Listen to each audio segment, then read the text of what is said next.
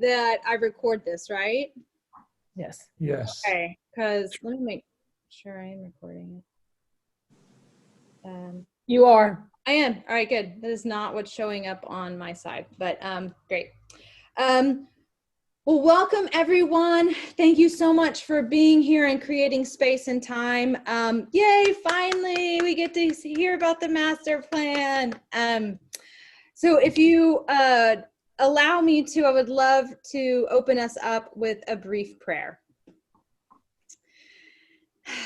And friends, I recognize that many of us perhaps are just coming from work or been running around, so or are very much still at work, and so I invite us to take a moment to just center ourselves and take a couple deep breaths.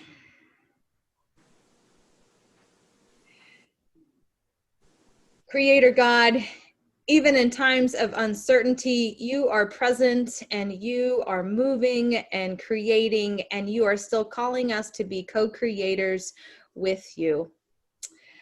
We give thanks for that opportunity, and we celebrate and give thanks for this time to hear about a master plan for 7th Street Christian Church, one that will hopefully spark our imagination and ideas. So be present with us. Be present with us in our questions as we open our ears and our eyes and our imaginations to your callings.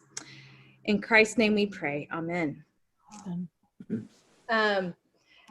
So real quick, Harry, why don't you take a minute to introduce yourself, because not everyone necessarily knows who you are. Barbara does, but not necessarily everyone else. So Harry, go for it.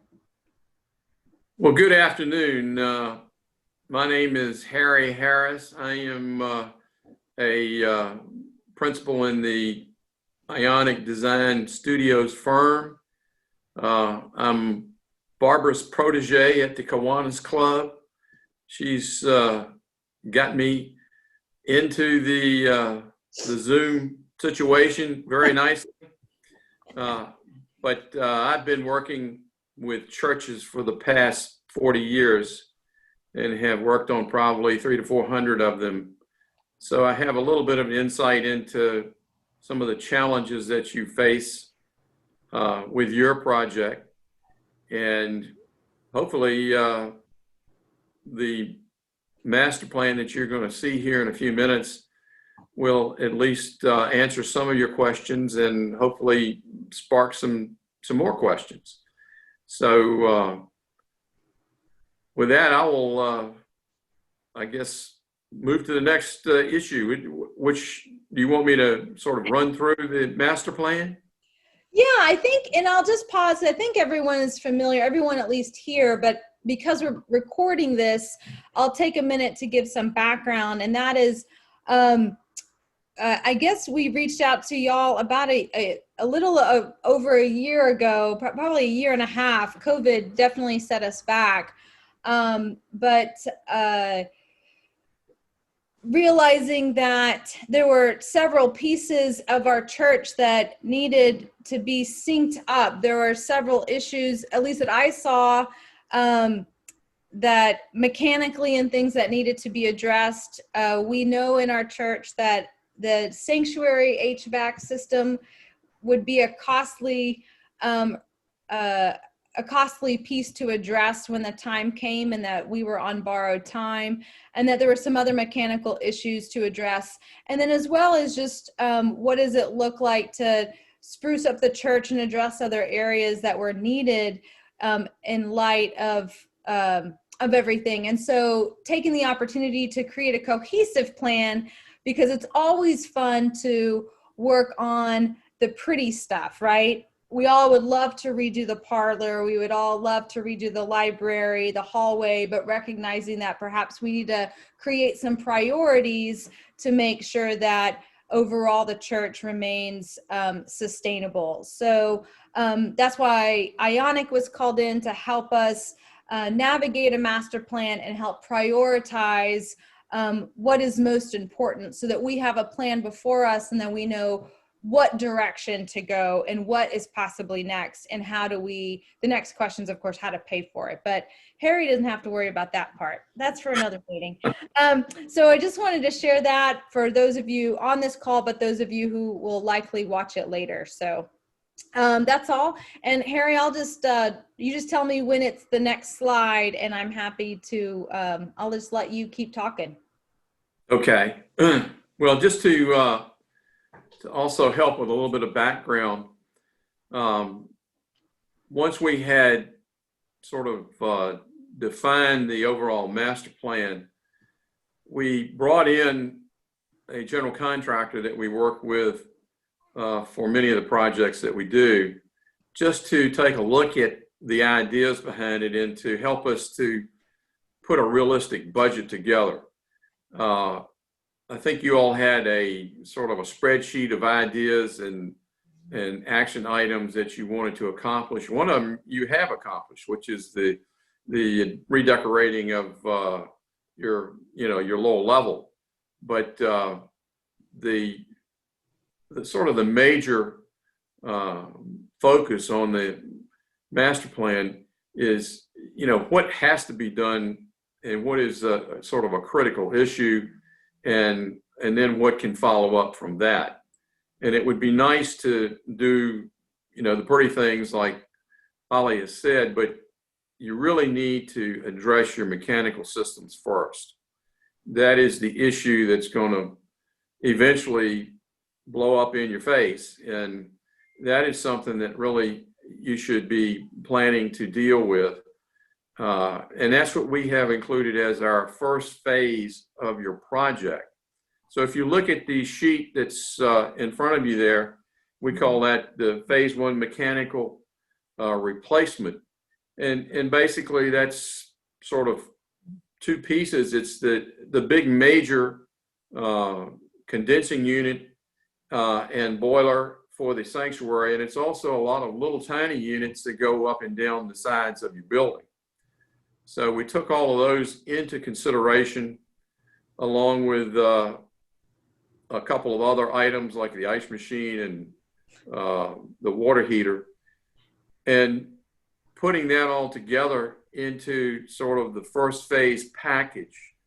We came up with an estimate, and this is a conceptual estimate of $602,000, about $603,000. And we have got this laid out on a sort of a spreadsheet here that includes everything from the fees and permits to the actual construction work that needs to take place. So this sort of gives you a total idea of what that particular phase of your project would cost. And it also has a contingency of about 10% in it. So if you run into items that you hadn't counted on, you have a little bit of flexibility there to deal with them. So that's what we call the first phase of your project. Now, do you want to ask questions about it as we go through? Do you want me to go through all of the phases first and then come back and ask questions? How do you want to proceed? I think we have time to spend, I can keep us moving if we get too caught up. I think given that this is the first phase and likely one of a critical phase, I think spending time on this one asking questions is important. So if anyone has questions, either put them in the chat and I can ask, or unmute yourself and you can ask yourself. Are there any questions? Robert? Yeah, a couple questions.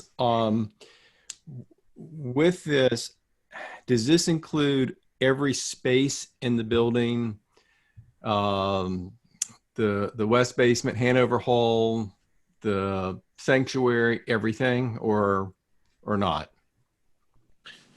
This includes all of the conditioned spaces that are in the building. So spaces that you currently use that have conditioning in them, this would be addressing that. The major piece, obviously, is the sanctuary. And then you have many, many incremental units that handle different parts of the building. So it's an attempt to address all of those. Okay. Do you know the approximate square footage that's being covered? No, that's a good question. I don't know it right off the top, but you know, that's something I can get to you. Okay. Then lastly, and this is just something I don't know. Does the church have to comply with ADA with any part of the renovation? The church does not have to comply with ADA. It would, you know, the church is,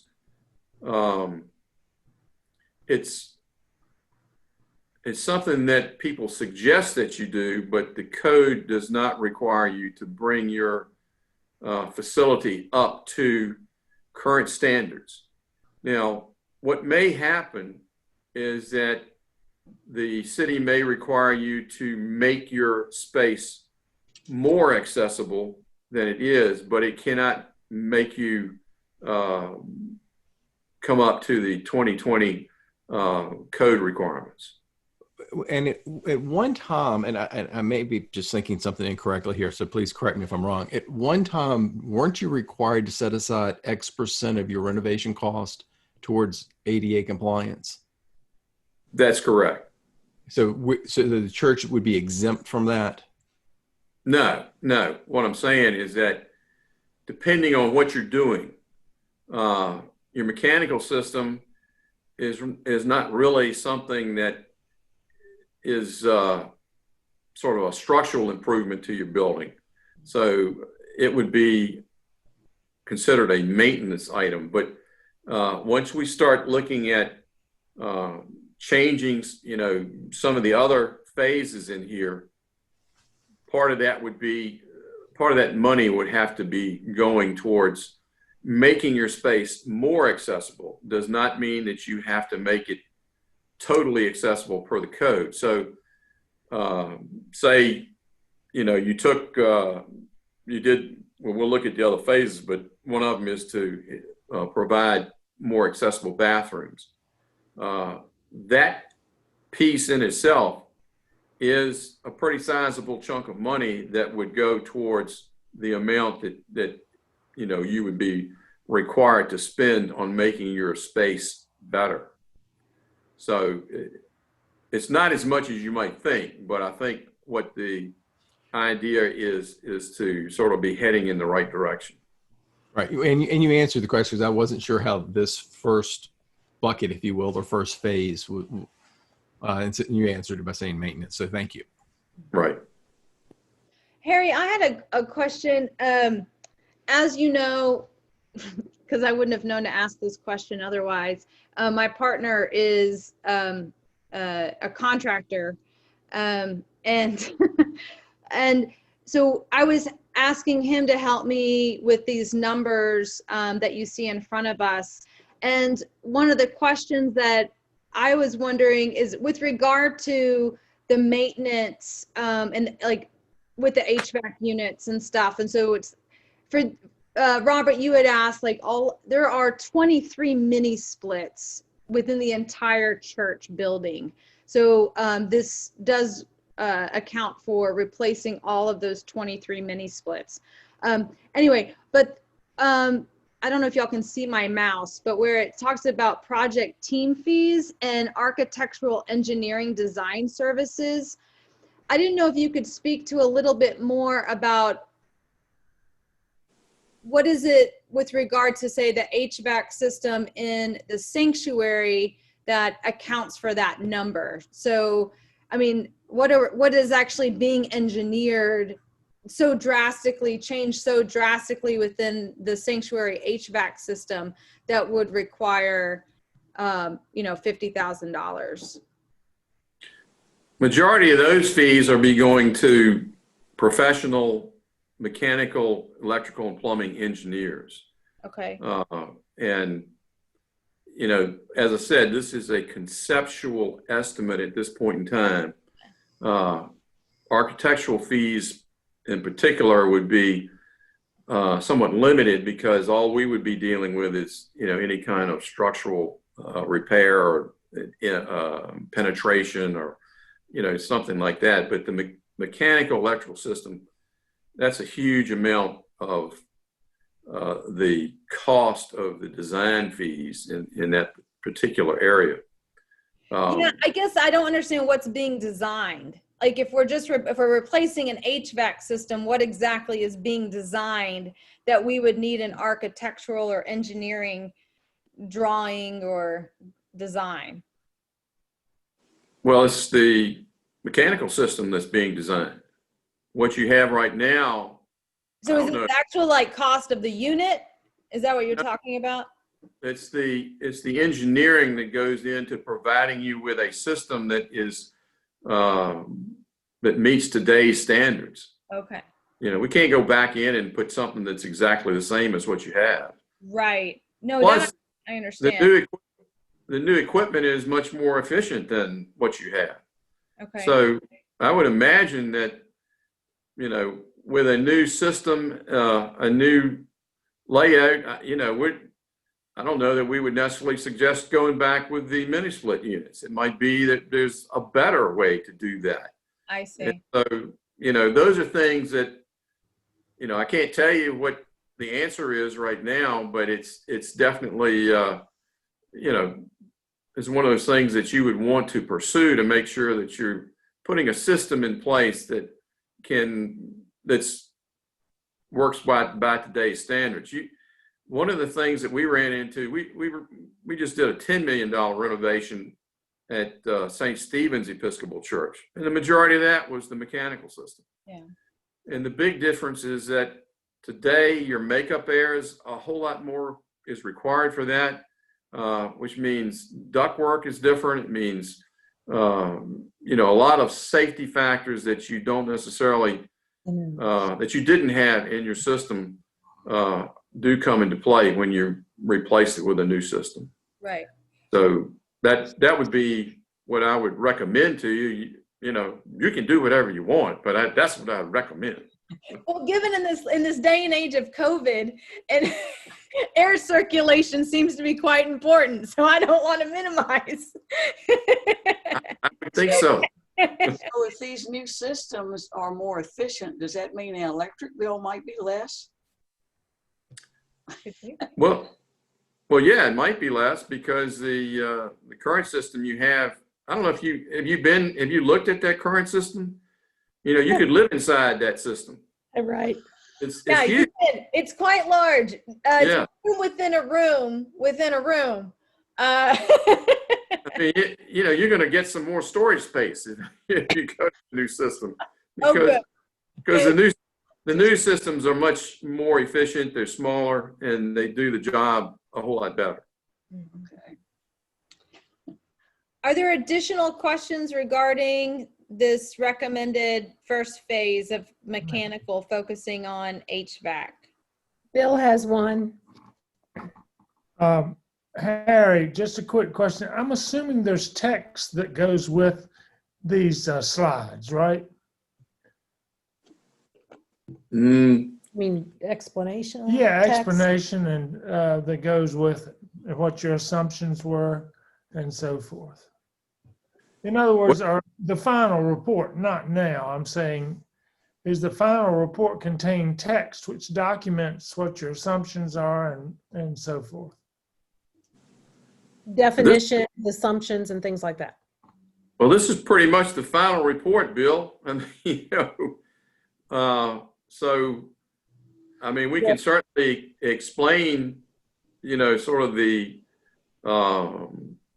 reason that we've done it the way we've done it. But I think what we were tasked to do is to come up with a, sort of an overall plan and with conceptual estimates that went with it. I suppose that why we did what we did was more of a pragmatic response than maybe a response that perhaps everyone would like to see, because we identified what we thought was the major issues that are sort of that the church should be concerned with. So, but we can certainly provide some written explanation as to why we have done what we've done. And I will say, I'll add, this got its start, like our conversations with Ionic about what to focus on came out of a spreadsheet that was originally created by Andrew Walters. Is very helpful, and shared with Ionic, that was approved by the board of what are priorities, like what the board had shared were the priorities. So that is what Ionic was.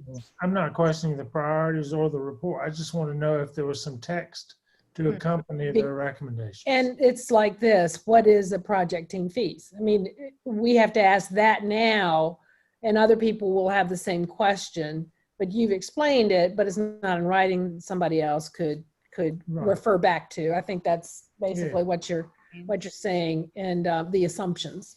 So. Oh, sure. I understand what you're saying, and because you don't do this every day like I do. And that's right. Sort of, I kind of know what I'm looking at, but yes, we can certainly elaborate on each one of these little categories so you know what we're talking about there. That will help, because that would help. Yeah. Because you're dealing with lay people here.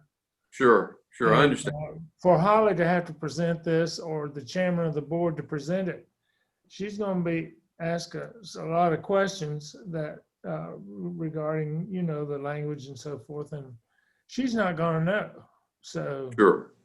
For some of them, Holly, I don't want to underestimate your ability. No.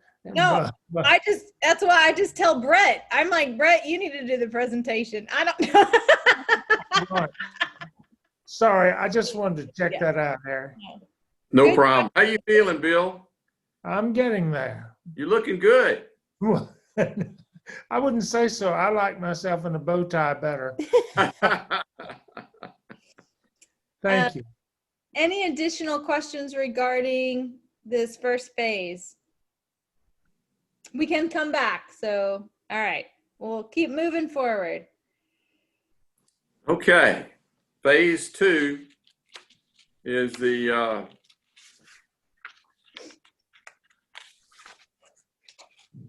restroom renovation, and basically it's the taking a portion of the chapel or what was once the chapel and providing restrooms in that location, primarily because we can fit the restrooms in and meet the requirements of the current code. This is an area that we would have to be building per the current requirements for clearances and ADA accessibility.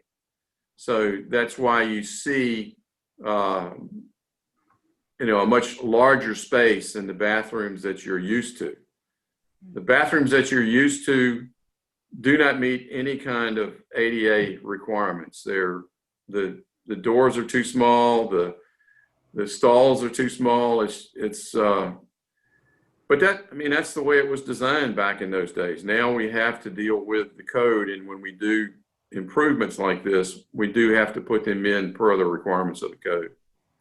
So that is the phase that we're talking about. We've also added a sort of a gender neutral bathroom in there so that you can, it can be used by both men and women. And this, provides a much nicer space for people that are visiting your church. It's a good upgrade. We also have the water fountains in there. I have a question, just a small question on that.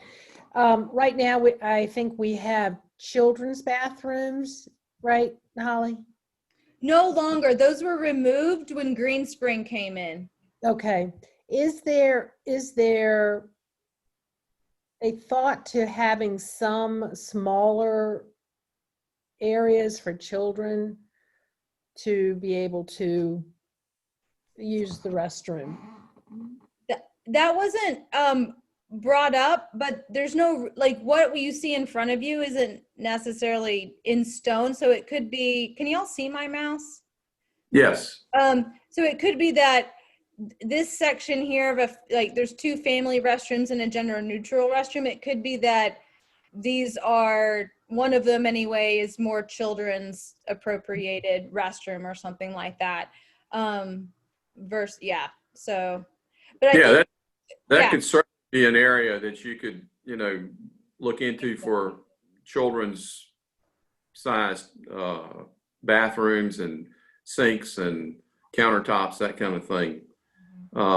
Those, currently they don't meet the code, so it's not like you're, going to create a problem there. But I think if you put in the new bathrooms up near the narthex, that you could certainly consider one of these bathrooms as a children's bathroom.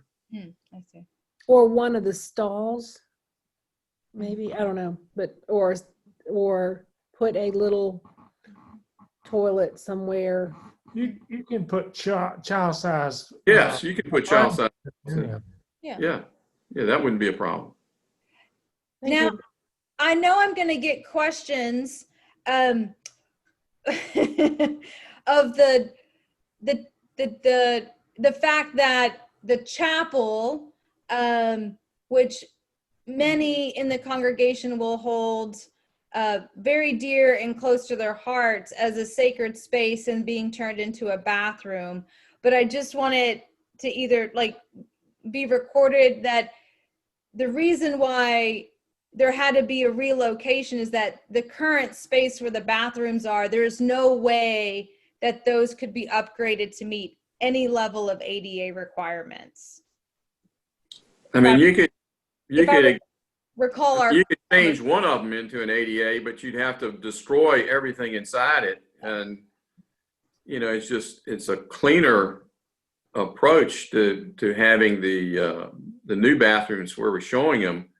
I don't know about, certainly I understand people's attachment to the chapel, but you've already usurped half of it with the choir room.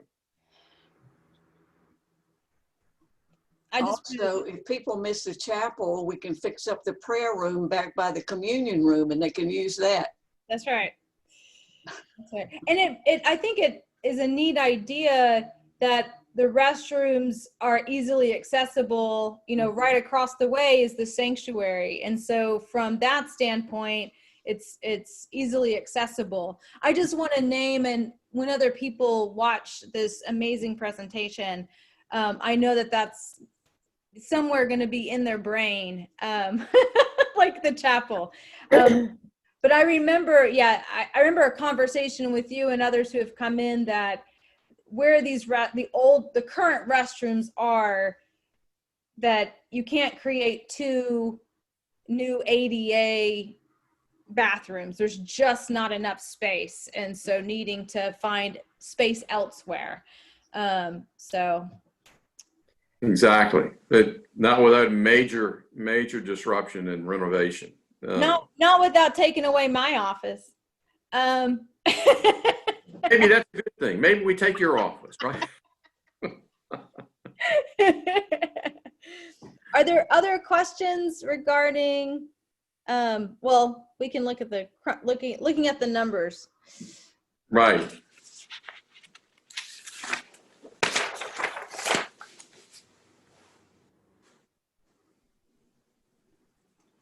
And the numbers, I think they sort of speak for themselves. The cost is based on, as I said, a estimate from the general contractor that we had sort of look at it, and then there's the soft costs for design and permitting and contingency. for a total of somewhere between $109,000 and $119,000. Correct, correct.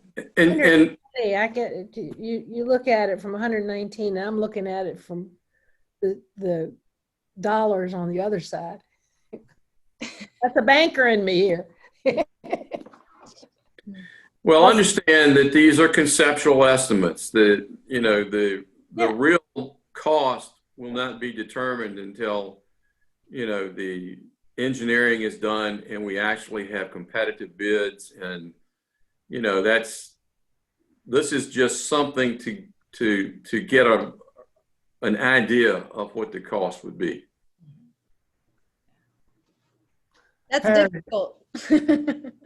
Harry, is that the AV system category and the pews and pulpit furniture allowance? Is that something you ordinarily put in all estimates? Is the two categories down toward the bottom? Because that's not affected here, right? No, that's in the event that we were working on a sanctuary. We would have an allowance for that, and we'd also have an allowance for, so your furniture and fixtures, that kind of thing. So you don't have that to be thinking about in this particular case. And I have just one more question on the bathrooms. Right now, the old bathrooms have, at least the women's room, I don't know about the men's, have the window units for air conditioning. Mhm. When we're looking at the first phase, is that going to also create the ductwork and such for the new restrooms? Or We probably would want to design that into the system so that it's ready for that use when you're able to do that. Mhm. And you may want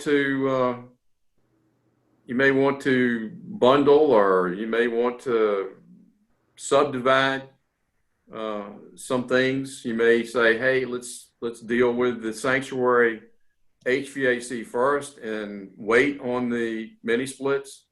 And so, use this as a opportunity to sort of guide your way into a project that you can afford, not so much it has to be this way. So, but yes, if you were going to do all of the engineering for the mechanical systems, you would certainly want to design it so that it can be implemented when you move into putting these bathrooms in place. so again, from the first phase, it doesn't include the ductwork for the second phase. Correct.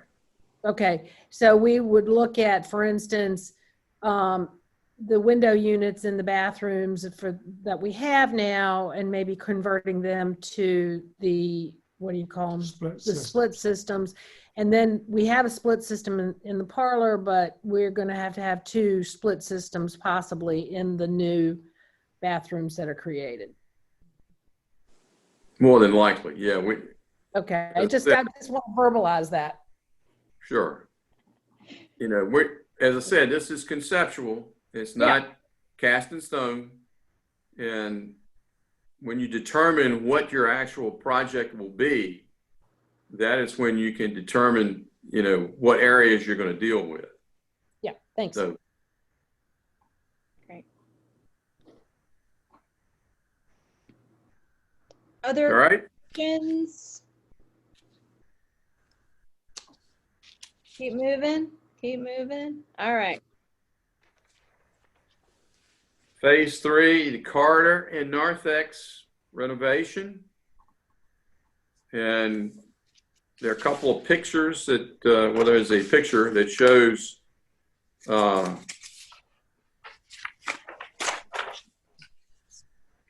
possibility of what the new corridor could look like. Just trying to dress it up to make it more attractive and have the lighting and the finishes be more attractive for you. one thing that was named was that this main hallway, just because of where our, if you can imagine where the Ionic Design logo is, as the parking lot, it's, you know, there Right. is the parking lot. And so people, one of the conversations that we had was that no matter what, people always will seem to come into this education hall entrance and not go around to the main entrance, which is fine. That's how it's set up in a practical manner right now. But that this hall, as we all know, can be incredibly daunting. And so what is it, trying to put our eyes on, our vision on, it being a visitor. And so what does it look like to create this hallway to have it be more inviting and welcoming? So sorry Harry, I just wanted to share that was a conversation that we had and the board had, as that's why it was listed as a priority. Exactly. So, yeah. So again, I just have a question on it. So we have cinder block walls right now, if I remember. Yes. Is the idea to sort of cover up the cinder block and put drywall looking stuff on, and then what we're seeing in this picture? Or That's just- correct.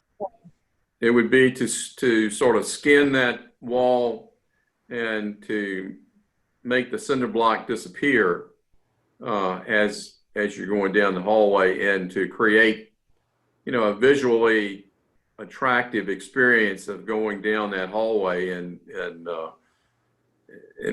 with using lighting and better finishes than what you have right now, and also a new floor finish.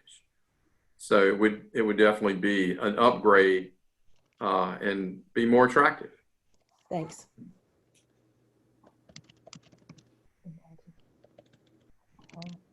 Other questions? Also, just want to say welcome, Steve Cheney. Okay. So thanks for joining. Other questions about this? It's not fancy. There's some numbers for this particular phase.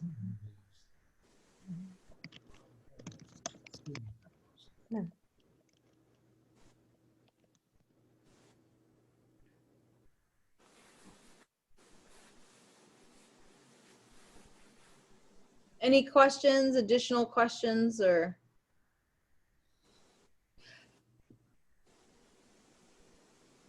Well, I do have a question. It doesn't have to be answered now, but I'm curious as to the order of these phases. Like, what was Ionic's rationale beyond phase one? We recognize mechanical is most important. So then what was the rationale for these, the other three phases, for the order of them? Well, I think that the bathrooms probably are you know, I mean, obviously you can do the bathrooms anytime you want to, but I would think that you would want to consider them before you do the hallway, because you're going to tear up so much I mean, you're going to have to, Yeah. you know, you're going to get into some demolition of the hallway if you don't do the bathrooms first. That makes sense. So it's sort of a, you know, a hierarchy of how you would approach it. You know, maybe you want to do the bathrooms and the hallways as one project. You know, that might be another approach to it also. But the I mean, the mechanical systems are really, I think, the crucial part that you really should be focusing on. And if you're going to do the mechanical systems and plan for future changes, I think, you know, obviously that's a first phase piece. Yeah. Thank All you. right. I just wanted it to be on video because someone watching will ask. Right. So thank you. Are there other questions about phase 3 before continuing on, friends? All right. Phase 4, which Phase 4 is, it's a pretty extensive sort of site project to try to get from the upper level down via ramps. It's an interesting project, but I think, perhaps it would be more cost effective to try to just, do some sort of an elevator piece than all of this, site work.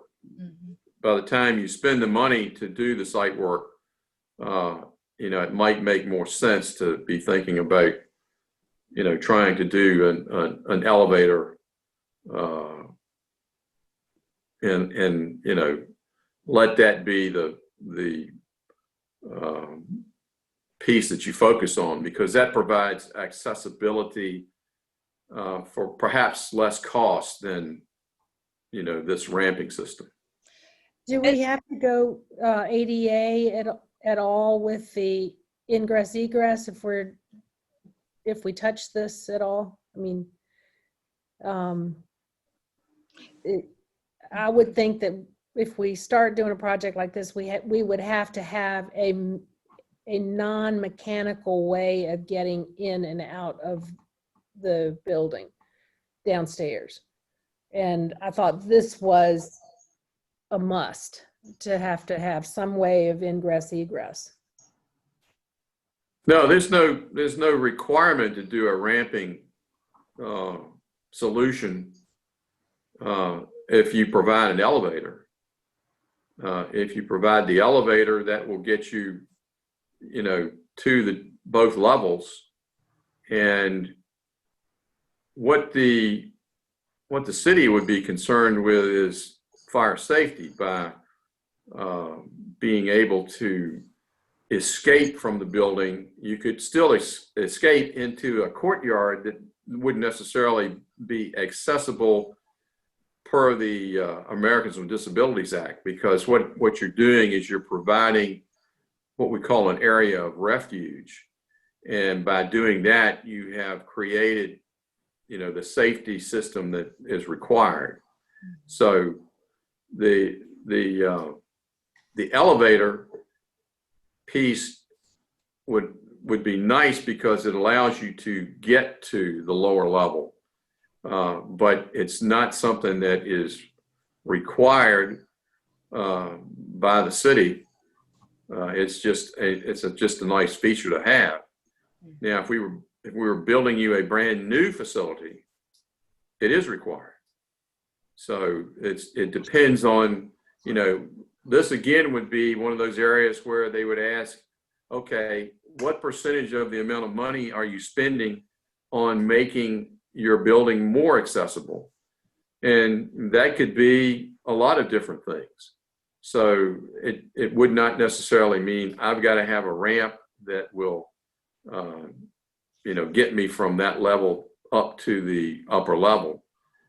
It may be that you say, okay, well, I spent it on the new accessible bathrooms. So, those are sort of the options that you have. But I would think that if you're going to use your lower level, you really ought to consider having, the elevator work. And, Sorry.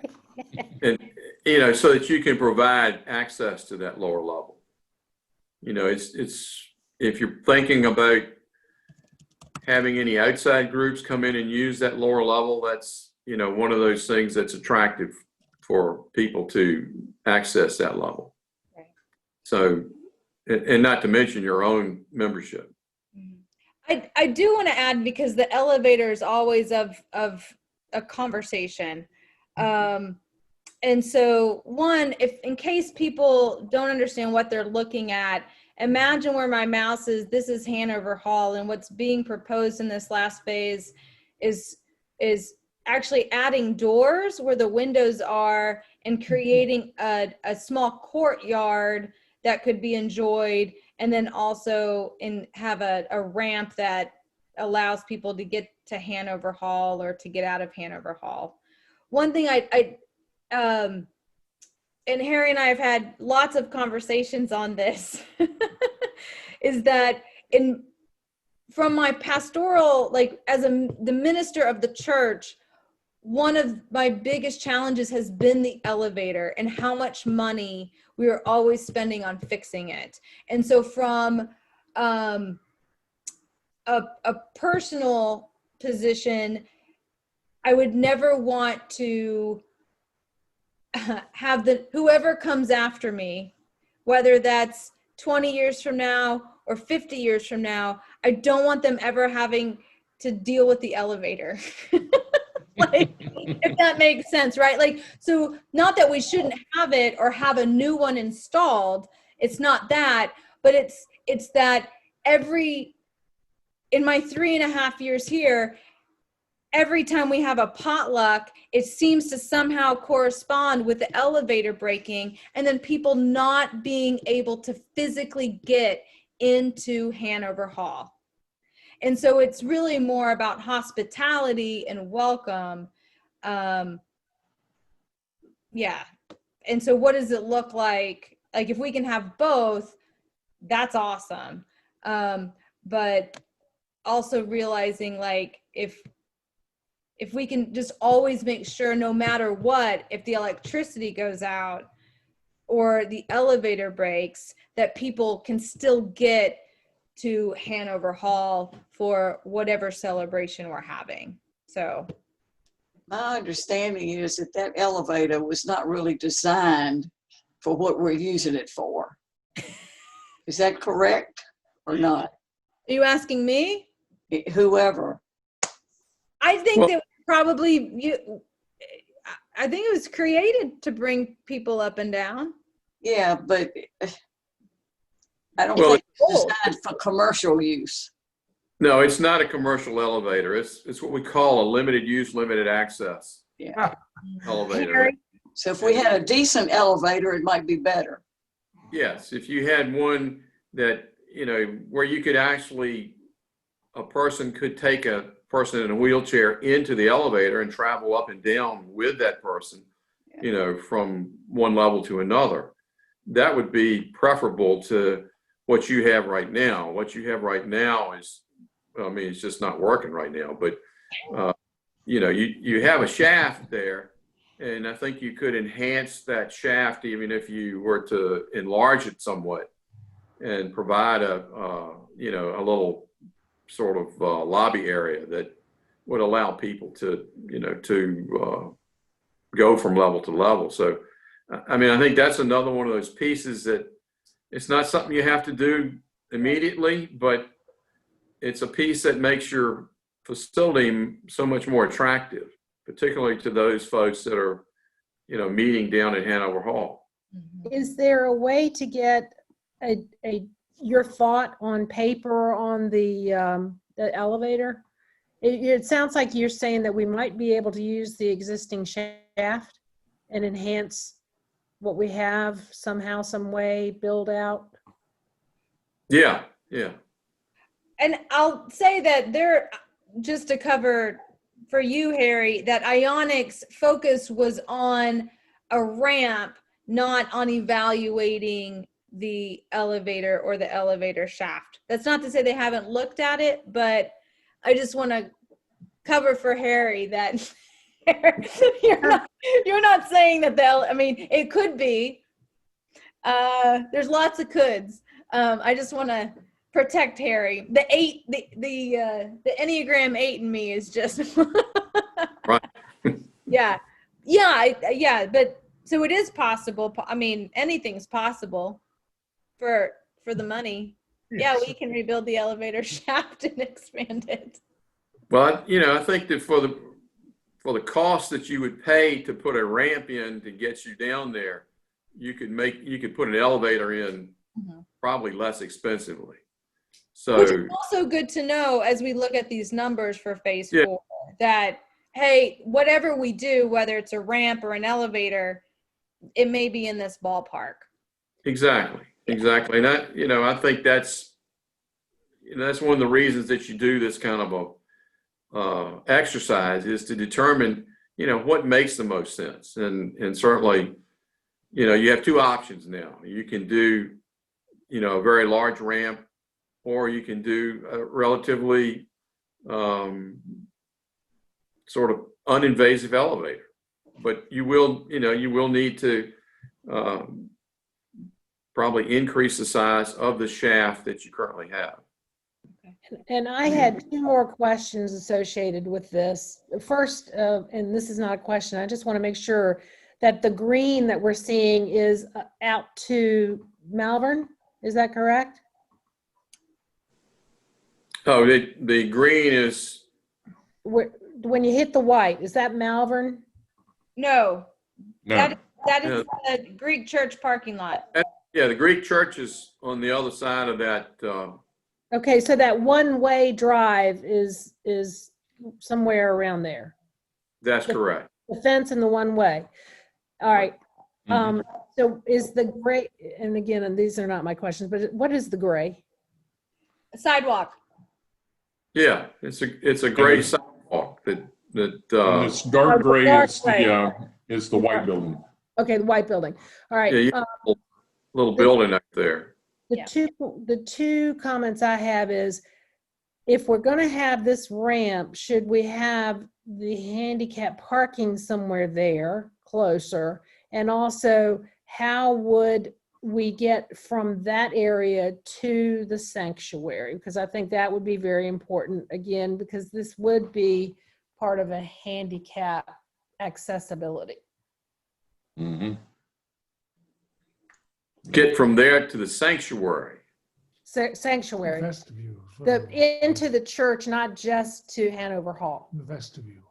or whatever. Outside the sanctuary. Well, whatever. If you do on the side of the sanctuary and come in. So, I think they have a back yeah.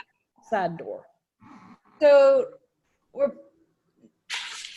but I mean, again, this is not an area that Ionic had addressed, but it could very well be that there's another small ramp right here. Are those small stairs that lead into the parlor that then would go into the sanctuary? So it could be that there's something else built here that's another ramp that would be included if you went the ramp route, that would allow people to come up and come through the parlor on Sunday mornings. And it is a great idea that this green space, which isn't being used for anything, there's no reason why you couldn't add some handicap spots. There would have to be additional, well, all of this would have to be dug out. So there's no reason why you, of course, I mean, you can do anything if you pay for it, that you couldn't turn some of this into some parking.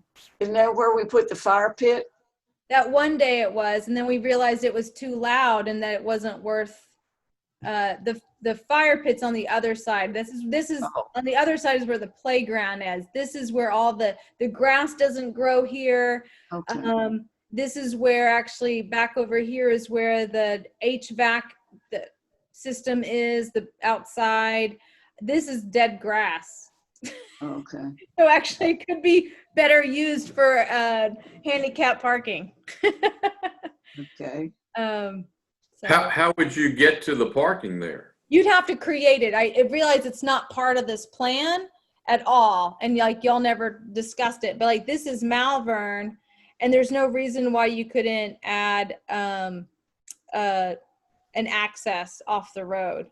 If the city would allow So That would be a real, that would definitely be a challenge with the city, I would think.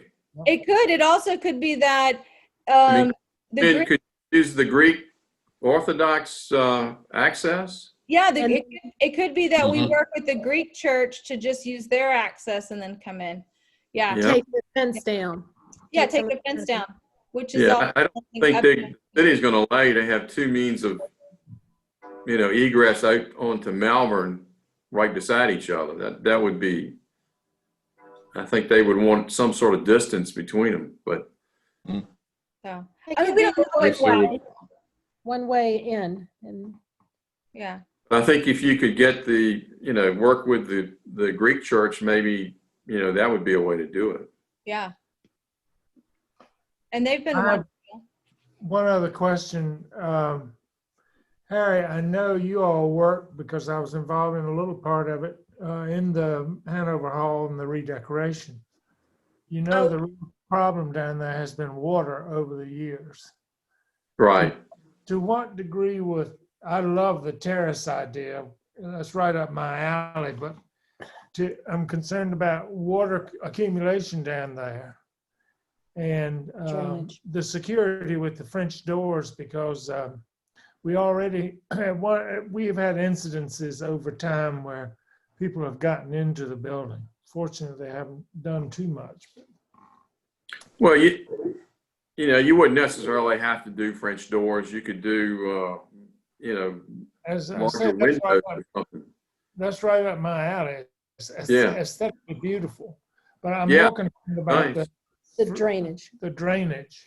But you would have to do some kind of a drainage system, and it would probably entail some lift stations that would take the drainage and lift it up and then pump it back out onto the into the street drainage.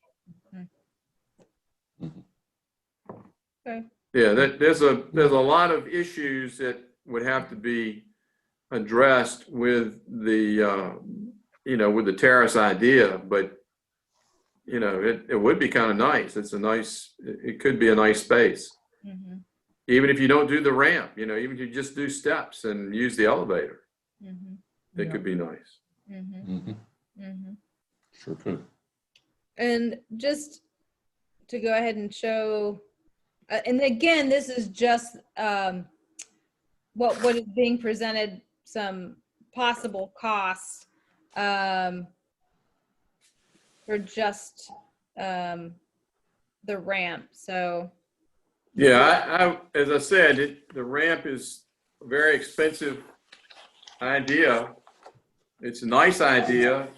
It would be attractive and usable, obviously, but it's pretty expensive. yeah. Mhm. I also know how much trouble we currently have. Like whether it's this or a new elevator, an elevator shaft, I would imagine there's going to be some similar costs, because that elevator shaft is part of our water source problems. Like water comes in, like something is chronically wrong with that elevator shaft. So whichever direction the church feels called or chooses to prioritize, whether it's ramp or elevator, I would imagine that it's going to be expensive. I don't, maybe not as expensive. I don't know, but I think your elevator would be less expensive than it may be. Yeah. the terrace. Yeah. I mean, if you don't get a terrace, that's part of it, right? Like uncovering what is happening with the drains. Right. That And you could would want solve many problems, actually. It could be worth just that. you would want to deal with your your drainage issues when you did that, because that's the perfect time to do it. Right. Mhm. Right. Yes, it is. And just thinking about the cost here, just visualizing, is there a way to look at, because we're in the basement when we're in Hanover Hall, right? Yes. We're pretty Yes. much halfway down. Is there a way to get in from the street level in Hanover Hall above the windows? I'm thinking above the windows, and then have a ramp inside. Just a thought. The ramp is going to be the issue, because when you do a ramp that is handicapped accessible, for every inch that you go up, you have to go a foot in length. Wow. So you can imagine how long the ramp would be. Yeah, but it'd take up most of the room if you wrap it around. Exactly. Mhm. Starts at the top, and you wouldn't be. Mhm. Of course, you wouldn't taking up the walk space.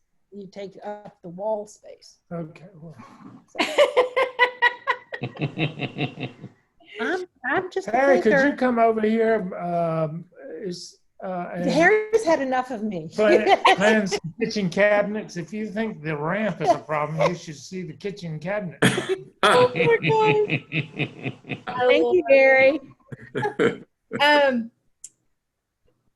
Harry or anyone else, I want to respect everyone's time. And are there any additional questions? Or Harry, I'm curious. My final question for you is one of, what are your recommendations of how to move forward? Like, what have you learned working with the hundreds of churches that you have worked with that sets us up for success as we have further conversations and discernment about what's next and what's possible? Well, have you had any kind of talks with, fundraising individuals, or, I mean, have you put? This have was you the put, first stop, yeah. Okay, I mean, have you put a budget together of what you can afford? What kind of, most fundraisers are going to tell you that you need to have a certain amount of money on hand. You need to have a certain amount of money that you can raise, and then a certain amount that you can borrow. Yeah. So usually it's, a third, a third, a third. That's right. So I think what you do is you decide what is it that we can afford to do. Most fundraisers will tell you that you can look at your annual budget, and if you multiply that by 1.5 to 2 times, that's probably what you can raise in a capital campaign, and then add that to what you have, and what's the piece that you can borrow. So that'll give you an idea of how much you can afford to spend, and that way that kind of determines how to attack the different phases that you want to try to accomplish. Mm-hmm. So I think maybe the next step is to get with someone who is a fundraising person. I've got a couple that I can certainly share the names of them with you, and you can decide what you want to do. But I think that would be the next step. I mean, does that make sense? Yeah, no, it does. It does. Our next step after this, actually, our long range planning committee is going to also meet and discern. So this is actually our first stop of just hearing this design plan and sharing it in the best ways with the congregation, and see what kind of excitement is generated, and questions and other thing, other questions of where and how God is calling us at 7th Street Christian Church. And so I think that being a big part of discerning, how to move forward. But this has been great and helpful. And are there any additional questions for Harry? I have one quick last question, I promise. Do you have any, the reason I was asking about text and things like that is, do you have any hints for us on how best to sell this, to present this to the congregation and then sell it to them? Have you noticed churches that used unusual strategies, or is that the fundraisers? Is that the fundraising? Is that in the fundraising phase? I'm not expecting right. I mean, obviously, giving money to fix your mechanical system is not a very attractive project. You know, you need to have something with a little sizzle to it. And maybe, and that's why you say, you know, here's the overall plan, and we hope to we'll do this at some point in time. And, you know, obviously we've got some priorities here, but look at this, you know, look at this courtyard. I mean, that's the sizzle right there. Or look at what we're going to do in the narthex, or look at what we're going to do with our new bathrooms. So, you know, you need to have something that is attractive to sell that you can package with your overall plan, because I know it's difficult to sell a mechanical system that you really don't see, but you feel it when it doesn't work. But it's difficult to get people excited about that. But so maybe think about how to put the pieces together so that you have an attractive program to start your campaign with. Good, thank you. I've got an idea. Name some grates after people. You know, the air conditioning grates, yeah. Hey, it's good hearing from you. As a former fundraiser, that's the last thing. So you can name greats, but it's the last thing you sell.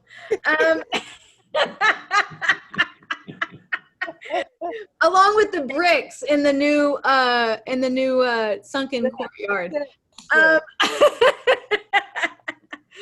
We can also create. Bill Buckner always had a dream of he wanted to always create like the linking Hanover to West Basement and creating a columbarium, but maybe that's what's part of the design. Who knows? So we can sell that. So guys, thank you so much. Harry, I want to thank you and Ionic for all of your hard work on this, Yes. for your patience and conversations. We've had many. Thank you so much for taking the lead on this.